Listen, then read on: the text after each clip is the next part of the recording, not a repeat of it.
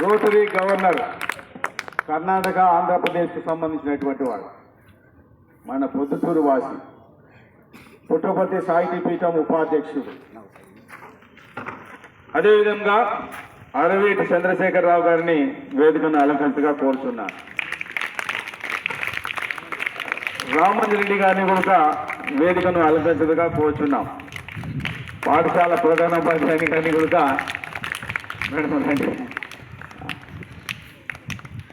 సరే, ఈ కార్యక్రమాన్ని పూలమాలతో అలంకరించి ఆయన గౌరవిద్దాం.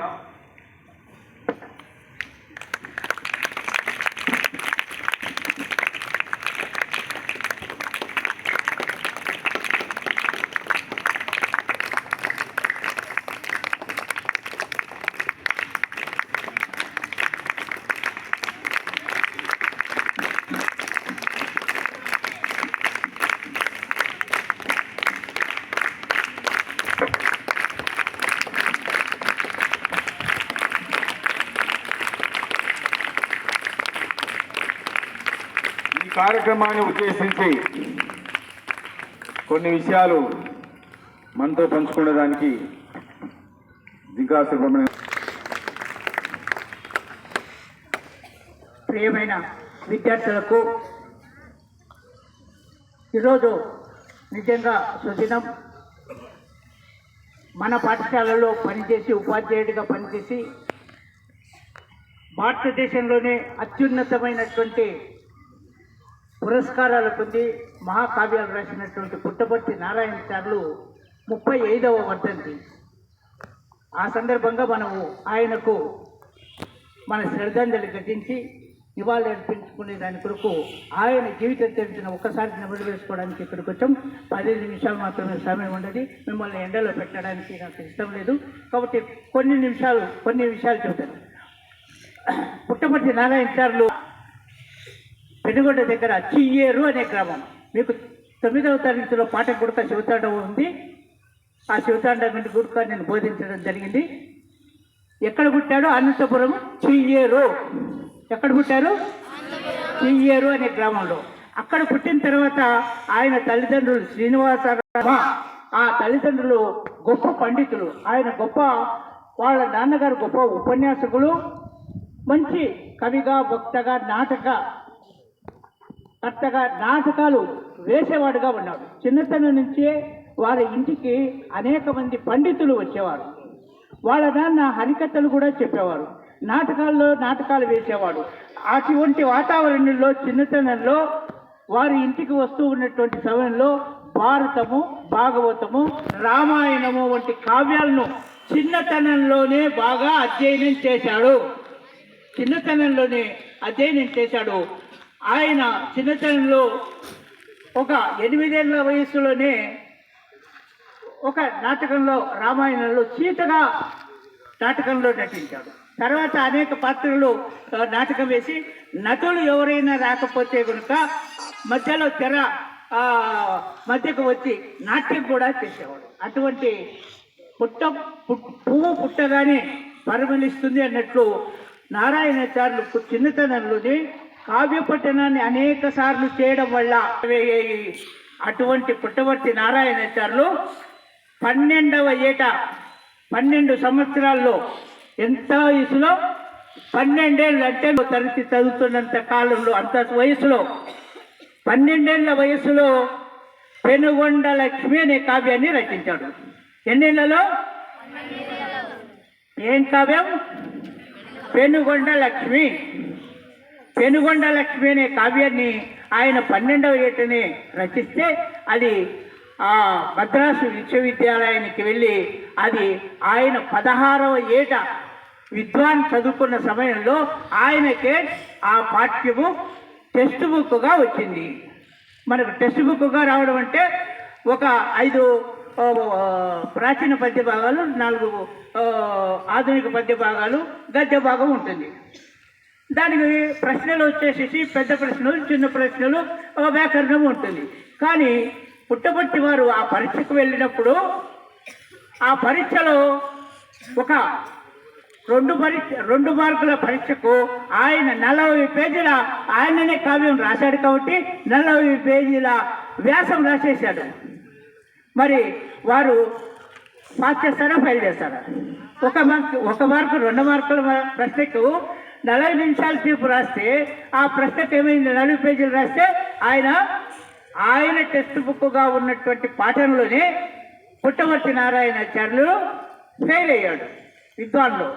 కానీ ఆయన అసాధారణ పాండిత్యము, అసాధారణ ప్రతిభ గుర్తించి ప్రిన్సిపల్ దగ్గరికి పోయేసి అనర్గళంగా సంస్కృతంలో ఆ శ్లోకాలు చెప్పి నన్ను ఫైల్ చేస్తారన్నాడు. బాబు నువ్వు ఫైల్ అయింది ఈ విధంగా కాబట్టి నిన్ను ఏ విధంగానే యూనివర్సిటీ వాళ్ళతో కన్సల్ట్ చేసి వారి నుంచి మీకు తిరిగి ఉత్తీర్ణుడయ్యేటట్టు చేస్తాము అనేసి ఆయనను విద్వాన్లో పాస్ చేశారు. అట్లా 12వ ఏటనే పెనుగొండలచ్చు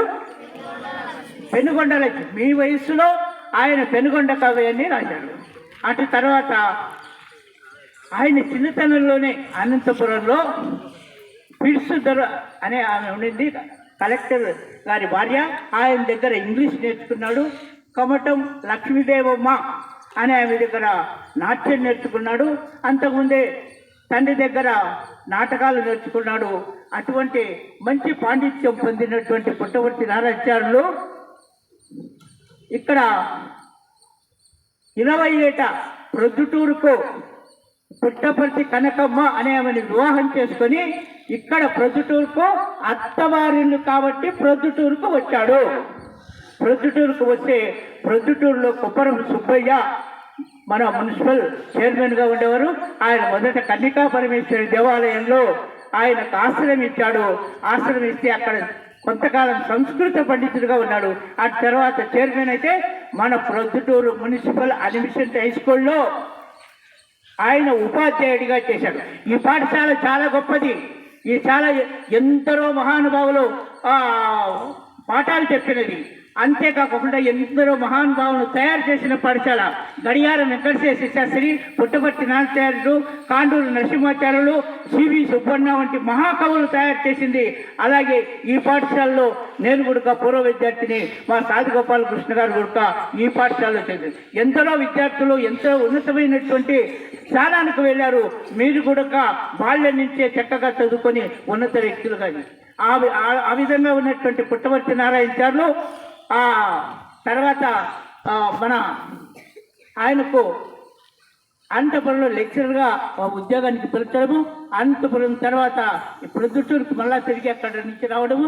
వచ్చిన తర్వాత కేరళలో ఆయనకు డిక్షనరీ రాయడానికి నిఘంటు నిర్మాణం కొరకు కేరళకు పిలిచడము, తర్వాత ఢిల్లీకి గ్రంథాలయ పాల్గొడుగా వెళ్ళడము. అదంతా ఆయన ప్రస్థానం అయితే ఆయన అనేక భాషల్లో పుట్టమట్టికి 14 భాషలు వచ్చు. ఎన్ని భాషలు వచ్చు? 14 భాషలు వచ్చు. మనకు 3 భాషలే వచ్చు. ఆయనకు 14 భాషలు వచ్చు. తెలుగు, హిందీ, తమిళము, తర్వాత కన్నడము, మలయాళీ, పార్సీ, రష్యను, పార్సీకి ఇలా 14 భాషల్లో పండితుడు. ఆ పండితుడైనటువంటి పుట్టపర్తి నారాయణాచార్యులు అనేక రచనలు చేశాడు. పుట్టపర్తి నారాయణాచార్యులు 150 గ్రంథాలు రచించాడు. ఎన్ని గ్రంథాలు? 150 గ్రంథాలు రచించాడు. మరి ఆ పుట్టపర్తి నారాయణాచార్యులు 150 గ్రంథాలు రచించి అందులో శివతాండవము ప్రపంచ ప్రఖ్యాతి చెందినటువంటి మహాకావ్యము. ఏం కావ్యము? శివతాండవము. ఆ కావ్యాన్ని ఆయన ఇక్కడ ప్రొద్దుటూరులో ఇదే స్కూల్లో పనిచేస్తూ రాజబాటి వైద్యులు ఆయన సంసారం అయితే శివాలయానికి వెళ్తూ రోజు 108 ప్రదర్శనలు చేస్తూ, ఎన్ని ప్రదర్శనలు?